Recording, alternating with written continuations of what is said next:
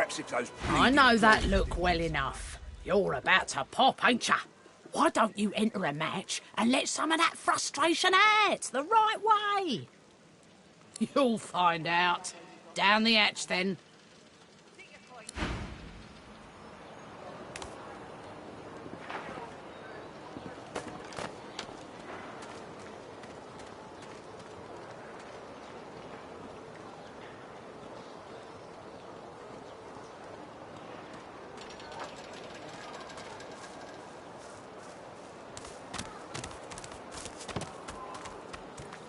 Griff is slowly, methodically peeling the skin from a potato. As you approach, he looks up, setting the potato, but not the sharp little knife, down on the table. What?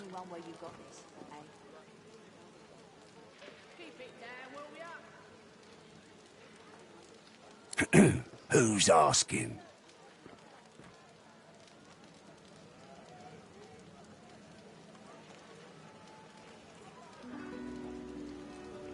He smirks and holds the little knife up to the light, watching it glint.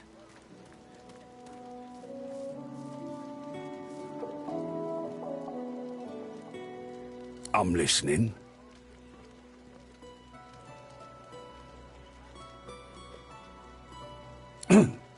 Thugs? Look at it this way.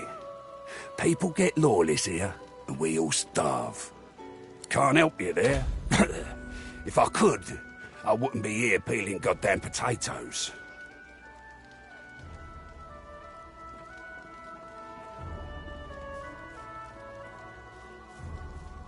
He points the tip of his blade at the grisly sight of the elf hunched over, clutching his knees in the cage. I solve my own problems. Don't tell anyone where you got this. Oh, they'll cure you of your sauce. Nightshade will cure you of an headache too.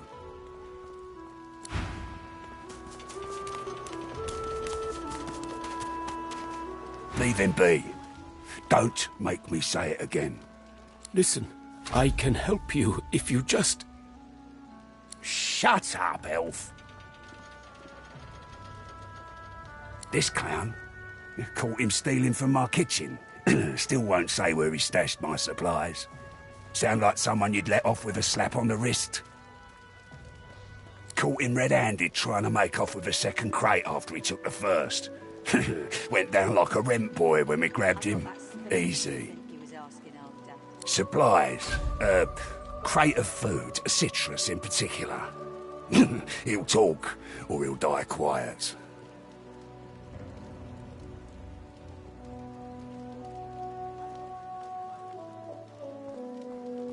Alls I want is my supplies. Happy to let this clown crate, and you got yourself a deal. Ain't been here long, have ya?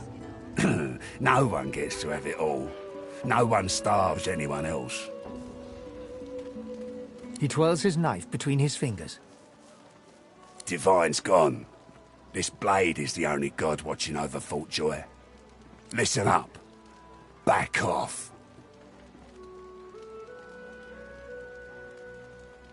Not like this. There's too many of them.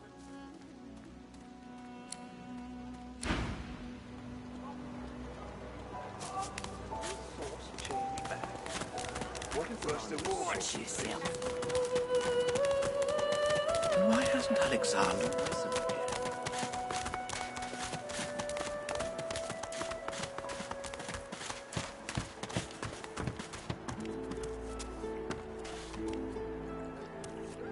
Amid the squalor of Fort Joy, she was the one who sat rolling dice in the ship that went under, deciding fates with every roll.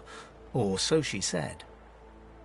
Her eyes are focused on a lizard some distance away, and you get the distinct feeling he's an unfortunate man indeed to be trapped in her tiger-like gaze.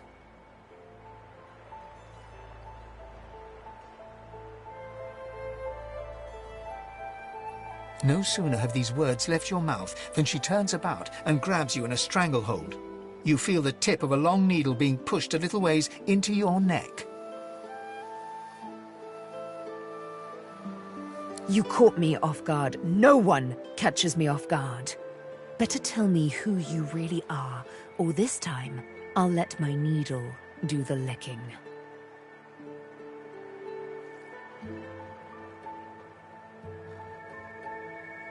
Not so very far from home, I'm sure. This is the turf of Magisters, and Magisters tend to be human, like you.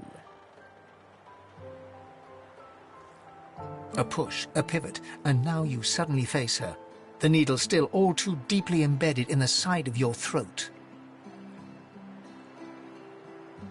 Despite the precariousness of your situation, you notice something that remained undetected in the gloom of the ship.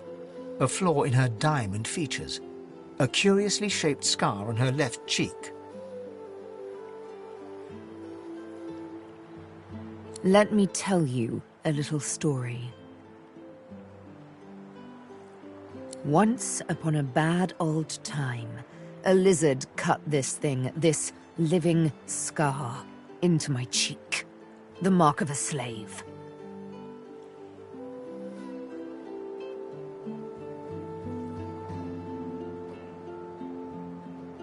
But now I'm free, of sorts.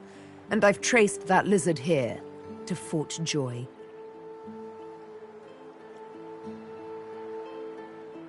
I intend to raise the subject with him.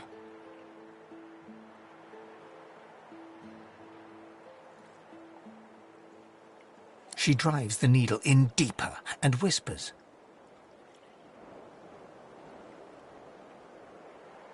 In truth, it does not matter in the least who you really are. You saw me mark my prey. You could warn him, save him, or kill him before I get my chance. That makes you a liability. That makes you needle feed.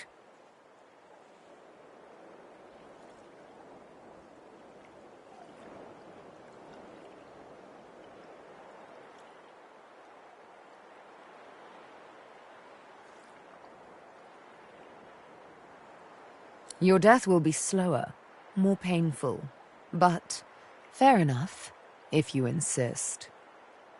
A bright sparkle of laughter follows your proposal.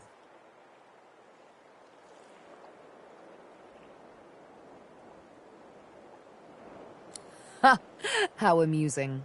I admit I had not seen that twist coming. I was certain the pitiful begging was about to begin. Make your case and do it quickly. Why should I join you?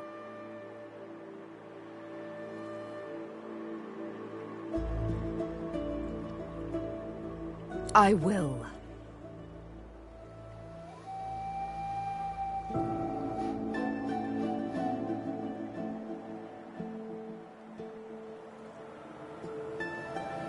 And so you seek to escape? How you do tickle me. Most of the misguided deers around here would argue such a thing is impossible.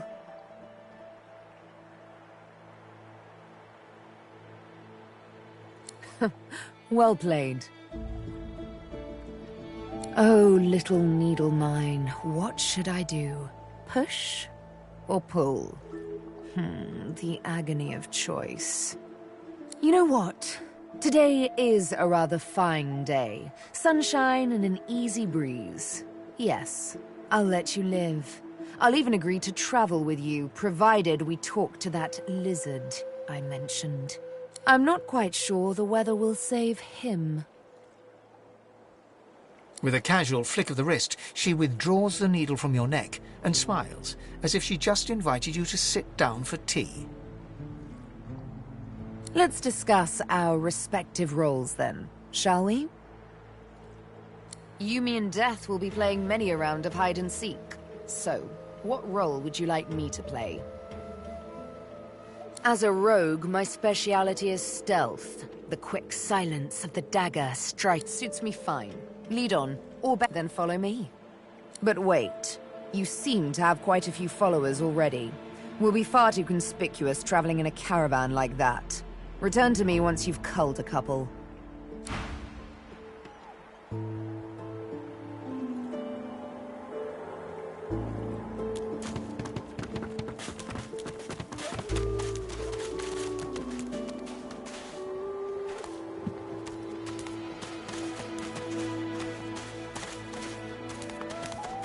This looks like the crate I'm after. But where are the contents?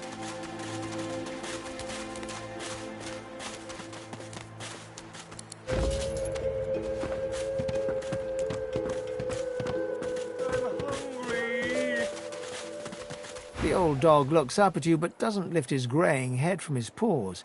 He heaves a heavy sigh. The tip of his tail starts to wag. It's no use anyway.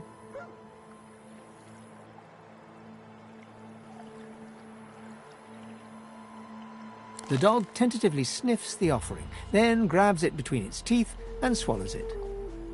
You're nice. Emmy would have loved you. She was my mate for the last 7, carry the 2, plus 50. 5 years! The Magisters, they took her.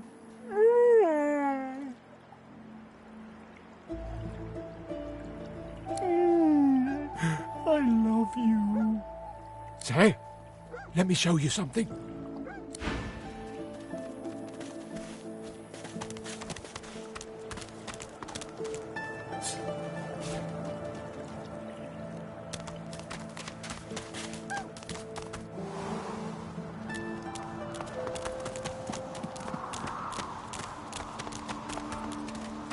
Thank you for your help with that, thug. Rare is the human who goes against their own for an elf. She bows. I hear of no escapes. The only way out is through. Through the Magisters, through their cure. Thugs I can stand, but I fear the Magisters. In this cave, we trust the healer. She is young, but she sees. She knows more than we know. In the camp, the brute Griff rules. He who gives the bread has the power. It gives me great pain. I'm with my family. We are making beautiful magic. We are healing a tree cut down with great violence. The Magisters come. My family runs, but I fall. My son looks back. I shout to him to run. I am taken. Wait, before you go. I am not here without your help. I do not forget this. For you, a prize. I save it for a special occasion, but I can think of no finer occasion than this. Thank you.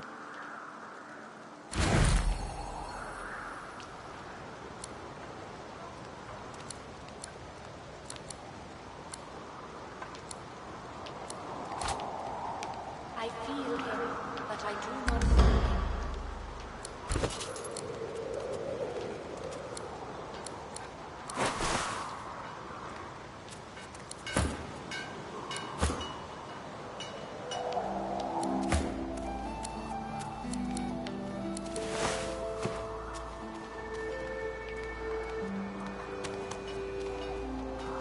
I know they help.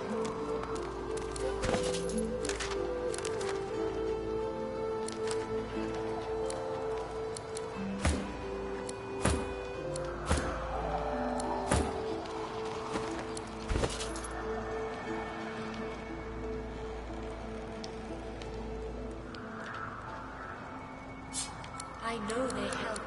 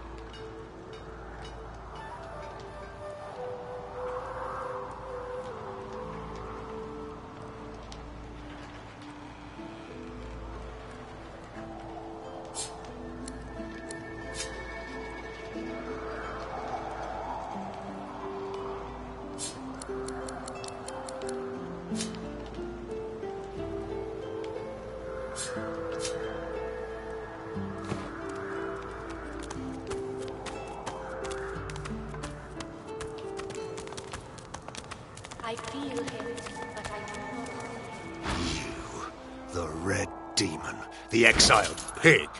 I'd heard they'd sent you here, but I'd hoped you'd have drowned yourself before crossing my path.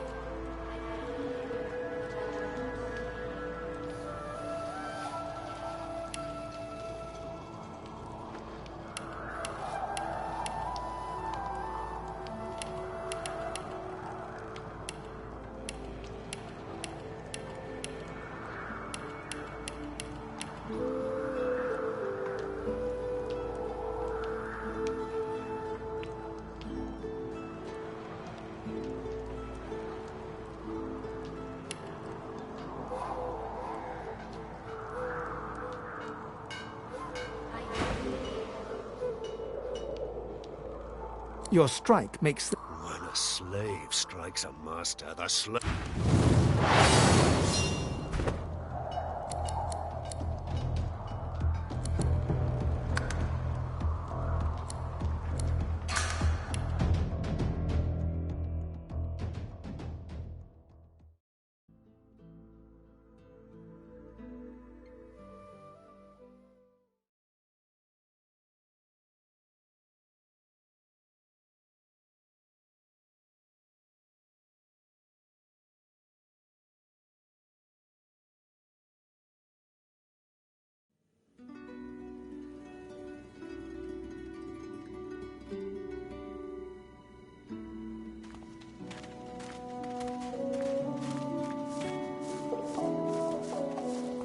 I know that look well enough. You're about to pop, ain't you? You'll find.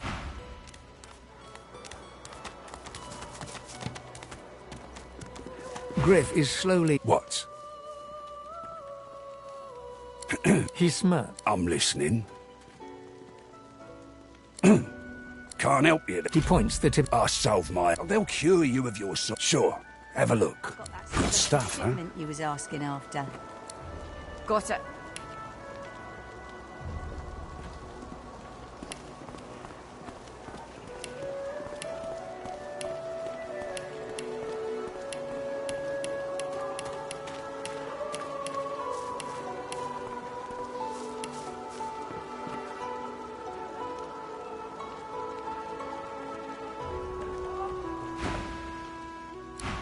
Perhaps if those bleeding dwarves didn't eat so much. Leave him be. Listen. Shut up, El. This clown. Caught him stealing from my... Caught him red supplies. Balls I wanted ain't been here. He twirls his... Divine's got... Listen up. Not like this. There's too... Take your coin then.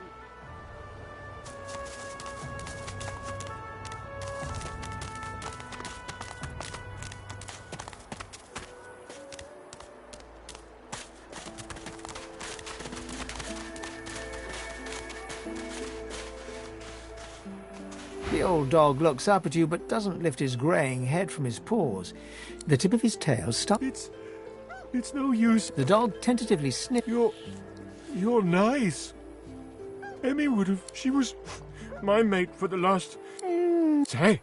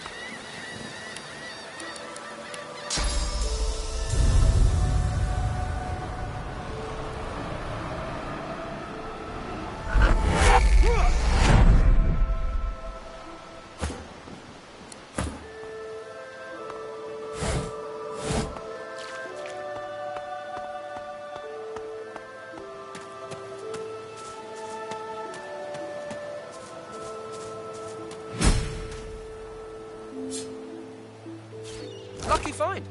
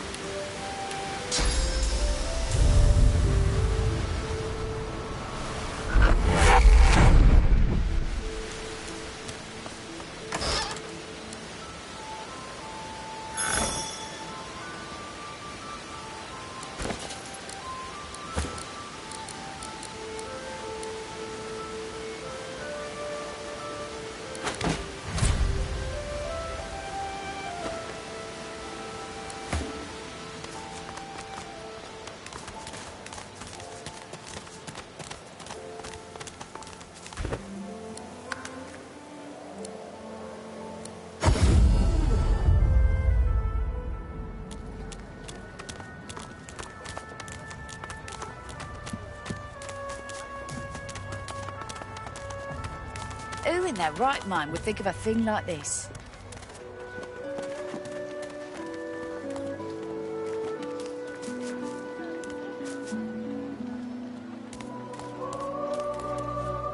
As you approach the blacksmith, you feel a bony hand on your arm. Fane leans in and whispers in your ear. If it would be acceptable, I have an inquiry for this human. It is of a personal nature. And if it would not be acceptable, well, that would render this entire conversation rather awkward. Fane approaches the blacksmith and quietly speaks to her. You can't overhear much, but he seems to be gesturing towards her head an awful lot. Fane's words are quiet, but you hear the blacksmith repeat, "Face ripper," in shock. She slowly starts to back away. What is it with creeps like you and Master Niles? I told him to slither back to his dungeon, and you can get too, freak! Fane backs away, scratching his head. It seems that didn't go as he'd expected. He is lost in thought, though. She must have said something he found interesting.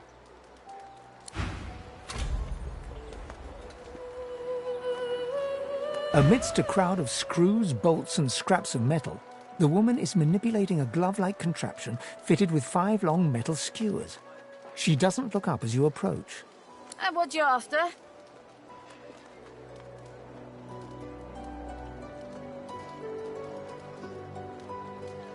Get bent. I ain't. Just seeing how it's made. She's clever, Dallas. Made these herself, for those bodyguards of hers. Boy, they're sharp. She looks up. You looking to buy something?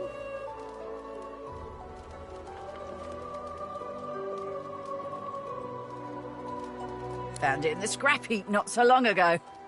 We used to know each other back in the day, you know. Dallas and I. Never knew her to be much of a wrench head back in the day, but once she joined the Order, she started turning out all manner of oddities. She nods once. You looking to buy something? Or do you just want to waste my time with a whole lot of questions? For you? Hell no.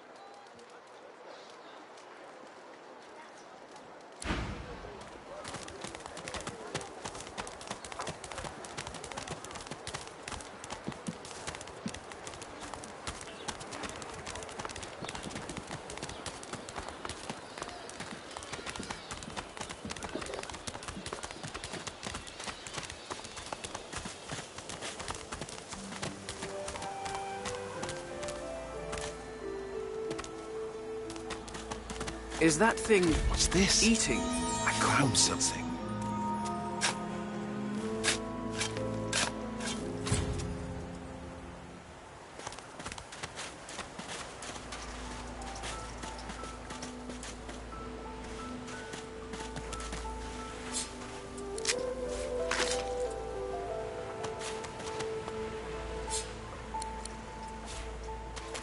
The creature heaves through lips gummed with human gore. It turns to you with great effort, pain apparent in every movement, and madness screams from its wide, bloodshot eyes. You. Quite lost. Careful, or they'll cross your wires. Now, a little query. Where grows the yarrow? Quickly now, for I haven't much The creature gingerly takes the plant into his bloodied hands.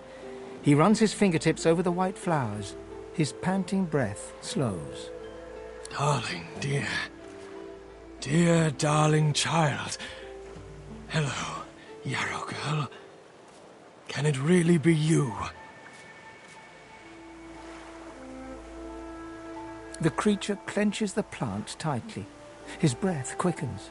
He seems liable to lunge at you at the drop of a pin. You wouldn't understand. A father's pride, a father's love. The creature begins to weep. Fast, silent tears spill from his eyes as he clutches the little cluster of flowers to his heart.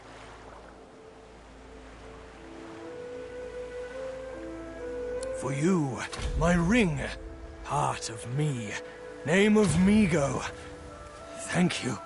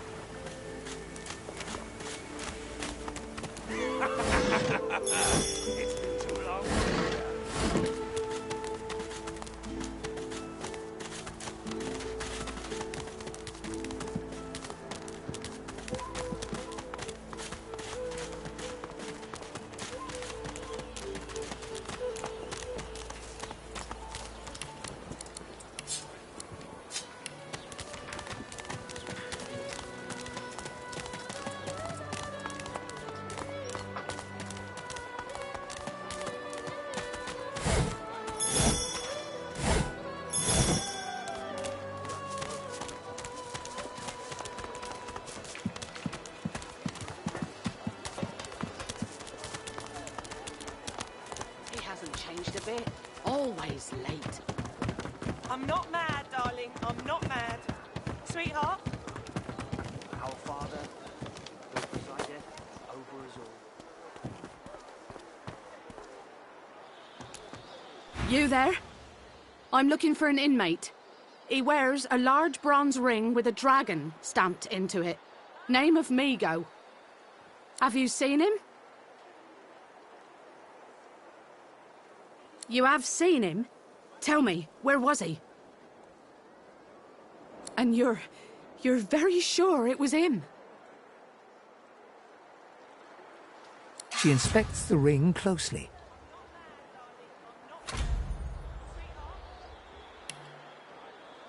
This can't be. You said he was upon the beach, yes? I need to have a look myself. This simply can't be.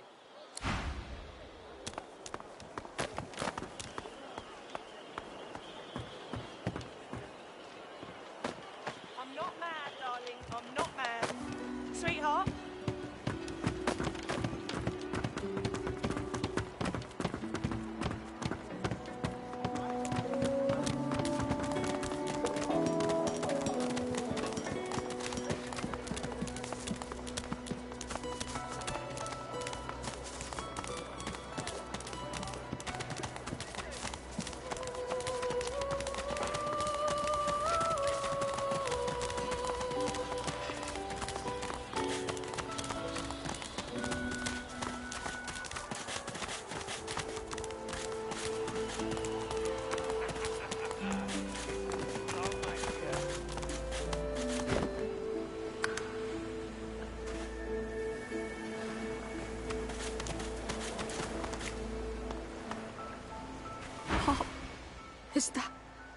Is that really you? Little Yarrow girl. Grown up, flower-headed girl. What have they done?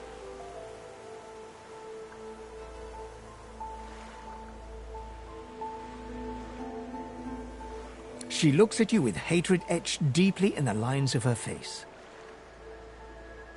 I didn't want any of this.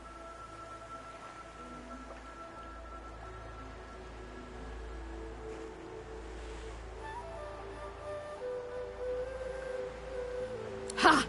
I'd die 1,000 deaths before I'd see this go unpunished.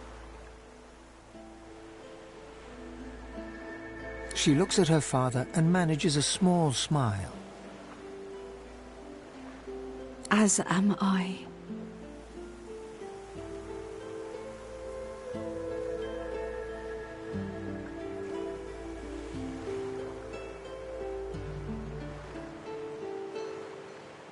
There were always rumours about the Hammer. Dallas, that is. What she was doing with the prisoners she hauled off to her fortress. Why they never joined the rank and file thereafter. I suppose now I know. It's strange. It almost reminds me of the creatures Dallas keeps at her side. Sometimes you hear a kind of muttering beneath their masks. She reaches out to touch her father's hand. He withdraws it quickly before remembering himself and reaching out to Yarrow again. I had no idea. What a fool I am. Wait, before you go. You've helped us a great deal today. Let me help you too. Take this key. I'll show you where you can use it. It opens a door leading into the fort that may help you get out of this wretched place. It isn't too late for you. Not yet.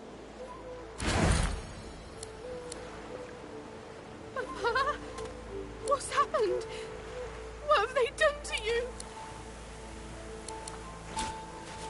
Darling? Yarrow girl? It was her, wasn't it? The monster. Don't think of the ugly now. Here I am.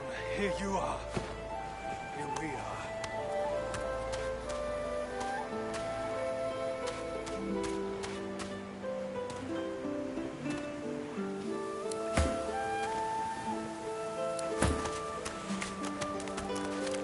Pop, is that really you?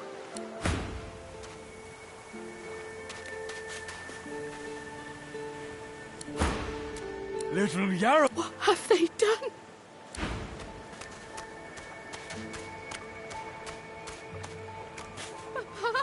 Pop, what did she do to you? Can you remember? Worms. I'm not myself. Don't you dare.